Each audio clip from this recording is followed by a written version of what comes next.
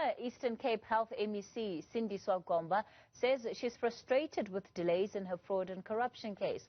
She's one of 12 people implicated in graft in connection with former President Nelson Mandela's funeral in 2013. Eastern Cape Premier Oscar Mabuyabe relieved Gomba of her duties during her first appearance. Let's take you live there. Malungelo Boy has been watching that case in court for us. Malungelo, unfortunately, more delays bedevil this case. That's right, Kathy. Perhaps let's start with what happened inside. The frustration was first expressed by some of the defense lawyers that sort of like told the court that they can no longer, keep quiet with the delays, because they were hoping that today they would essentially be getting an indictment so that they can be able to prepare for the trial, saying that the delays in this particular matter has got financial and political implications for some of the accused. Remember, Kathy, there's about 12 people that are accused of fraud and corruption in this matter.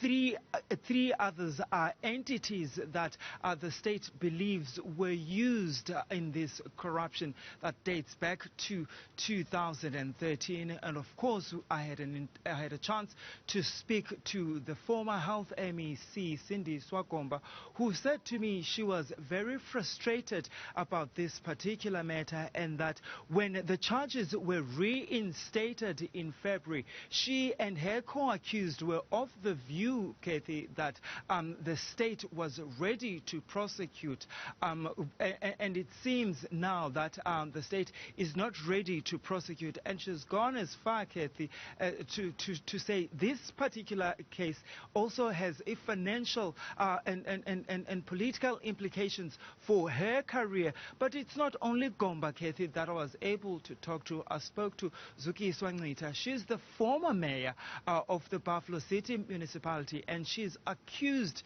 number 2 in this particular matter. She too raised concerns about the delays, but she also said, Kathy, she actually has never stolen a cent from the Buffalo City municipality, and she went as far as to say justice delayed is justice denied.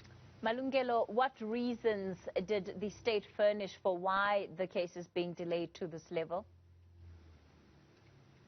Well, Kathy, the state asked for a postponement, saying that the indictment is not complete because 2 of the accused have, in fact, made new representations to them, and so saying that one of the representations that has been made by one of the accused is quite detailed and it needs to be thoroughly studied. And of course, the state also saying that there's also one of the accused in this matter who has a new lawyer, and they also want to give him an opportunity to also, go through some of the material in this case.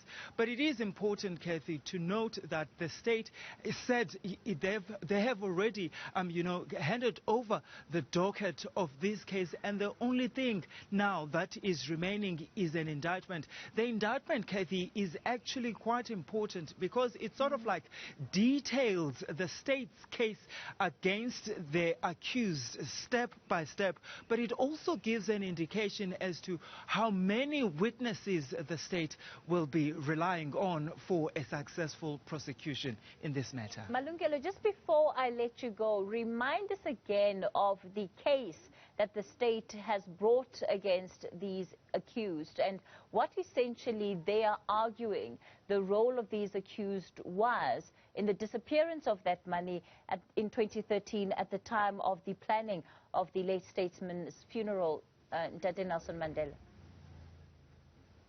So let's take you back then, Kathy, to 2013. Shortly after Nelson Mandela died, we know that many municipalities in the country, in fact, held memorial services for Nelson Mandela. The Buffalo City municipality was one of those municipalities that also held memorial service for Nelson Mandela. We know then, Kathy, while planning for that particular event, the state is alleging that these accused accused.